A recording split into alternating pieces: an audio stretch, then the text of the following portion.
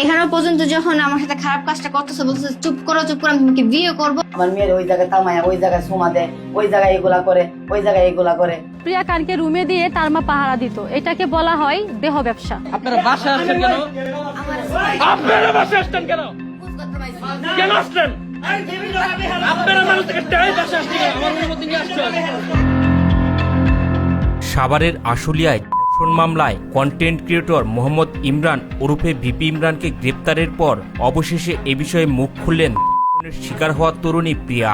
বেশ কয়েকটি অনলাইন পেজে দেওয়া সাক্ষাৎকারে ভিপি ইমরানের মুখোশ খুলে দিলেন এই তরুণী। সে আমার বাসায় আয়সা দরজা আটকায় দিছে, কিরকম কি কাজগুলো না করছে এই মামলার মধ্যে উল্লেখ করছে, এমনকি আমার আম্মুর কাছে আমি বলছি। এখানে পর্যন্ত যখন আমার সাথে খারাপ কাজটা করতেছে, বলতেছে চুপ করো চুপ করো, আমি তোমাকে বিয়ে করবো, তুমি তুমি তুমি কোন কিছু শেয়ার করবা না, আমি তোমাকে বিয়ে করবো, এই কথা বলে গেছে।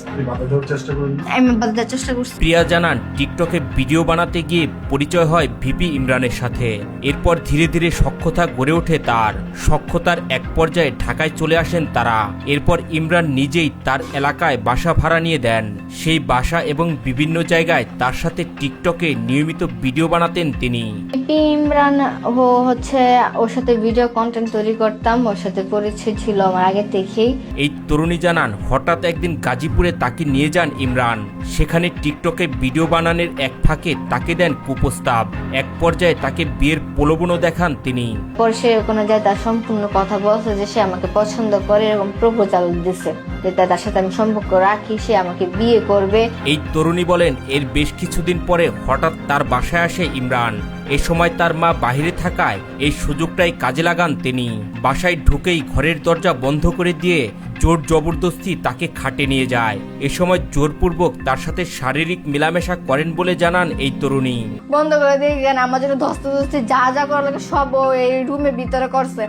মানে ও এক প্রকার, মানে কি বলবো, ওর সাথে আমি ওর শক্তিতে আমি কোলাতে পারি না। ওর মাছটা পর্যন্ত আমার বাসায় রাইখা গেছে কোথায়।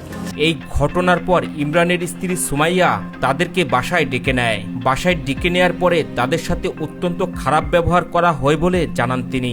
আপনারা বাসায় আসছেন কেন? আপনারা বাসায় আসছেন কেন?